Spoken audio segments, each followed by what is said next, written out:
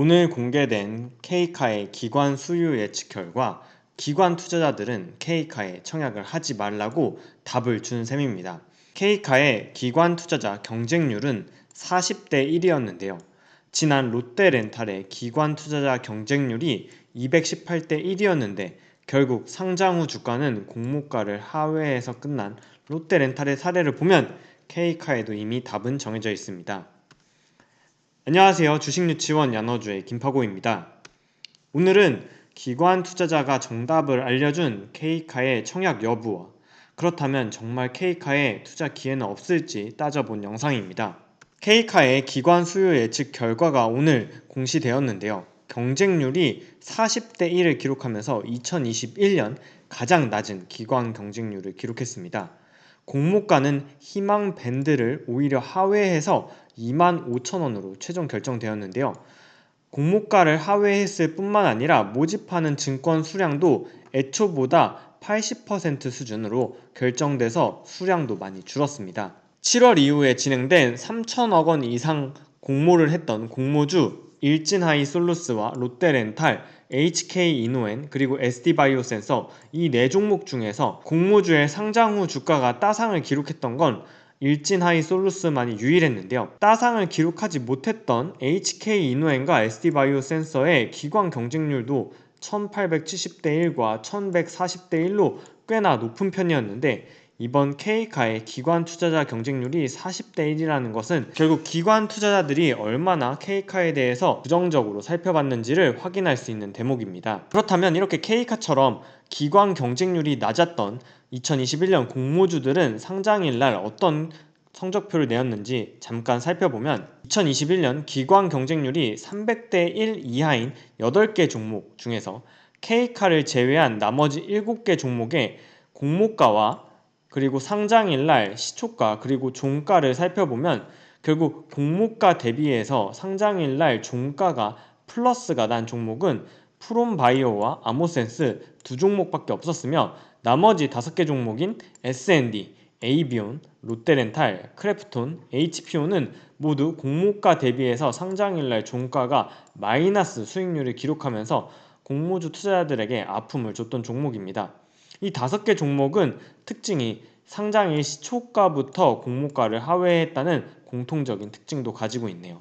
따라서 기관 경쟁률이 K카처럼 40대 1로 낮은데 굳이 청약에 들어갈 필요는 없어 보입니다. K카의 경우에는 2021년 최하위 기관 경쟁률을 기록했고 아무래도 높은 구주 매출 비율과 PSR을 적용해서 기업 가치를 산정했다는 점 그리고 비교기업 역시 해외 비교기업을 산정했다는 것이 기관들에게 부정적인 평가를 받은 이유로 보입니다. 공모주의 상장일 주가는 시장의 관심도와 기관의 경쟁률에 꽤나 중요한 영향을 받는다는 점에서 K카도 공모주 상장일날 주가 흐름이 안 좋을 가능성이 높은 상황이죠. K카는 공모가를 확정하면서 희망 공모가의 상단 대비해서 무려 40%나 할인한 25,000원으로 결국 공모가가 확정되었는데요. 이러한 K카에 과연 정말 기회는 없을지 한번 따져보도록 하겠습니다. K카가 제시한 희망 공모가 상단은 43,200원이었는데요. 오늘 공개된 기관 수요 예측 결과 확정된 공모가는 25,000원으로 무려 공모가 상단 대비해서 42%나 할인돼서 최종 공모가가 결정되었죠. 이 공모가 25,000원은 시가총액 1조 2,700억에 해당하는데요. K카가 투자설명서에서 제시한 2021년 예상 주당 순이익 1,162원을 바탕으로 할 경우에 약 21.5배의 PER에 해당합니다.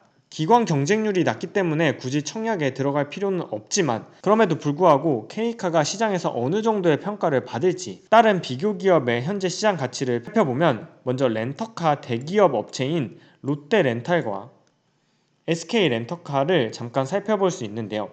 롯데렌탈의 경우에는 시가총액이 1조 4,400억인데 2021년 예상순이익이 1,000억원으로 21년 예상 PER이 12배에 거래되고 있는 상황입니다. 이러한 롯데렌탈은 최근 3개년 동안 연평균 매출 성장률 10% 정도를 이루고 있죠.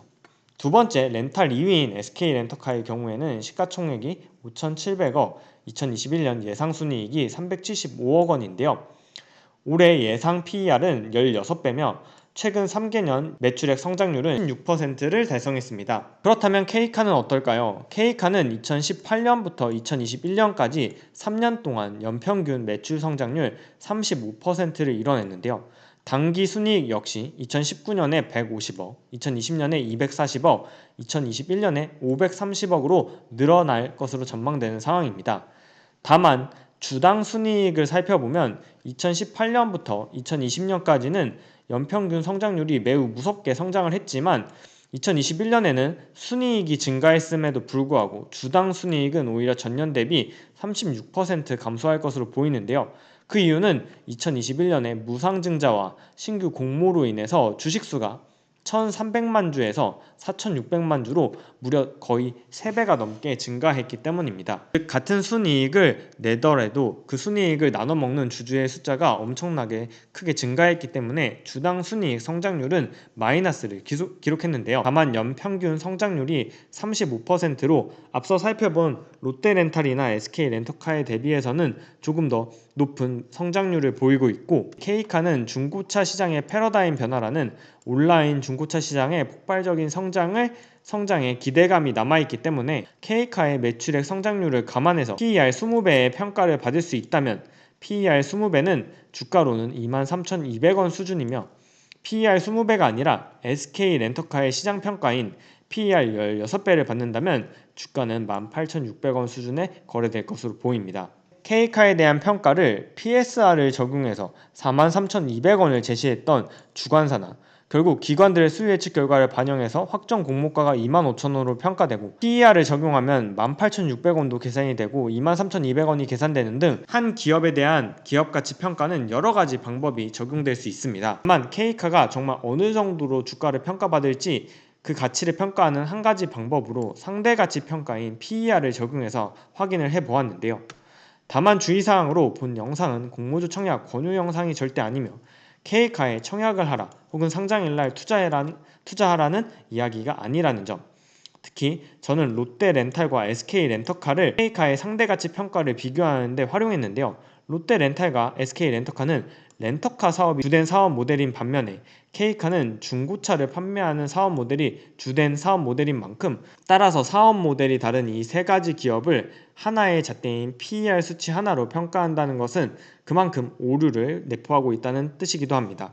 9월의 마지막 청약인 K카도 기관 경쟁률이 나빴고 10월 첫 주차로 예정되어 있었던 카카오페이도 10월 4주차로 옮겨감에 따라서 앞으로 한 주간은 조금 쉬어가는 공모주 청약 일정이 될 것으로 보입니다. 10월 2주차인 10월 12일부터는 다시 4개 종목이 한 번에 청약을 진행하니까요. 10월 공모주 청약도 야너주와 함께 하시려는 분들은 야너주 채널 구독 및 영상 알림 설정 부탁드릴게요. 오늘 영상은 여기까지입니다. 늦은 시간에도 시청해주신 여러분 감사드리며 저는 다음 영상에서 다시 인사드릴게요. 그럼 다음 영상에서 만나요. 안녕.